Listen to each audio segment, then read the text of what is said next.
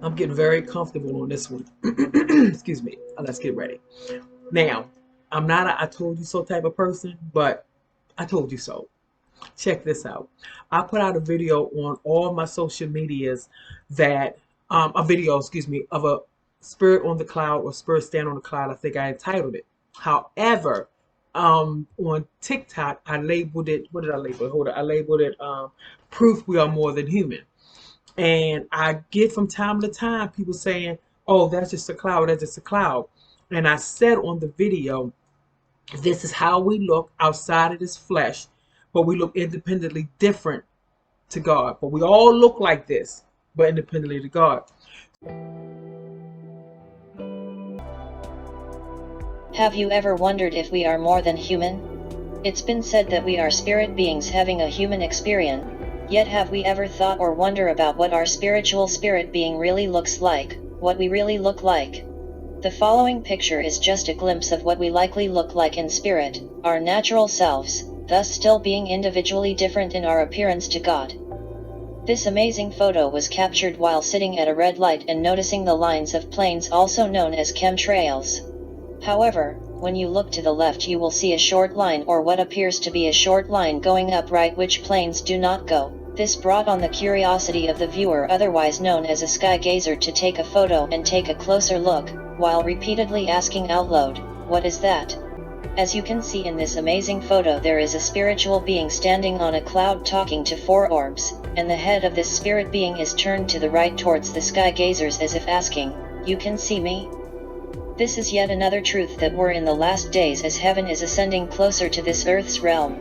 So, now that we can get excited about one day our true physical spiritual selves will be revealed, it makes even that much more sense to keep our earthly physical body as pure as possible, so that our natural spirit bodies don't get corrupted, thus creating the inability to make it back to the heavens. So I want you to hear something from this guy. So just take a listen. October the 2nd, the most traumatizing and awakening day of my life. And my spirit left my body. It was like I was in my apartment and my spirit got pulled out of my body. I appeared before a blue sky with no clouds. It was like a blue place. No land, no trees, no grass, no water, nothing. There was nothing there but a blue atmosphere. And I would see this atmosphere goes millions of miles upon millions of miles where nothing existed. It was like nothing was hidden. And we was in this clear kind of body form, some form of light, as you would refer to a soul or spirit and I could see through. It was so transparent, and in front of me was thousands among thousands similar to what I was, and thousands among thousands behind me. And I knew that it was some form of a soul. And in the middle of my chest were seeds, multiple seeds. I didn't know what they were for, and I looked forward, and there was this great shadow way in front of me, way at the end of the line. It was like 1,000 people in front of me, and there was a shadow, a great big shadow, but it had no detail. It was like as a vapor, and I could see that it was a shadow of something that was in the front. Out of nowhere, I heard these words, "Depart from me." And this galaxy, this portal, I don't know what to call it, on the right side of God, or Jesus Christ, whoever you decide to identify that spot of judgment, on the right side of him there was this big portal that opened up, and there will be stones of fire. And normally when you get a lighter and you cut it on, try to spark a flame, but instead of fire it was stones, and they will leak out of this portal. And whoever that guy said, "Depart from me," flew down this place. And the stones were so hot that it would burn everybody outside of that portal. On the left side of our body or our form, it would burn us. And everybody would be like, "Ooh!" Like it was so cold or so hot, you would tell somebody to close that door. It's too cold. That's how hot it was. And the portal closed. And then he sent them so fast that the screams were late. I would hear, "Ah!" Like it was like, "Depart from me." and it closed up. Then the screams come, ah! And it terrified me. And then out of nowhere, something snatched us up. Like we moved up the line. And I began to think, I didn't understand where we was. I'm like, oh my God, maybe this is judgment. Yeah, I had many questions, and I would hear, depart me, depart me, depart from me, and all these different people will be sent to hell. And the part that scared me the most was the people that were getting judged. You could hear when God was talking to them, and you could hear everything they got judged from. So if somebody went to hell for something that you knew you struggled with in your life, you know where you were going. And I could hear some of the people talking to God, and I remember there was a woman, blonde hair, and God was talking to her. He said, I'm not judging you for what you put on Facebook, but I'm judging you on how everybody else received it. 300,000 people were led astray by one of her Facebook posts.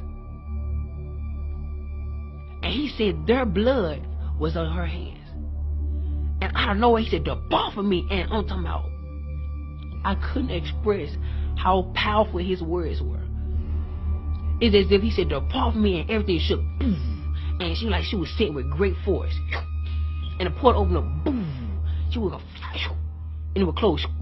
And the scream was so late, it terrified me. People, adultery, fornication, so many different things that I could actually hear. And people in front of me were terrified because a lot of those people were struggling or went through the same situation, and they never repented.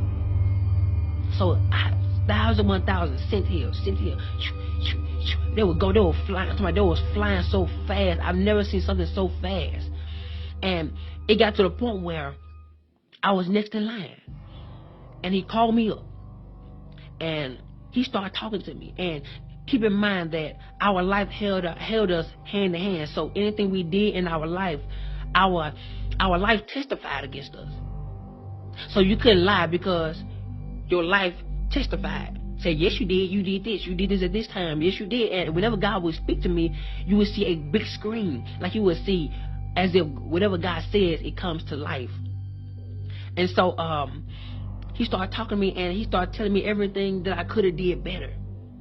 And at this point, I'm like, okay, God, I could do this better. I did it. I did okay with it, but I could have did better.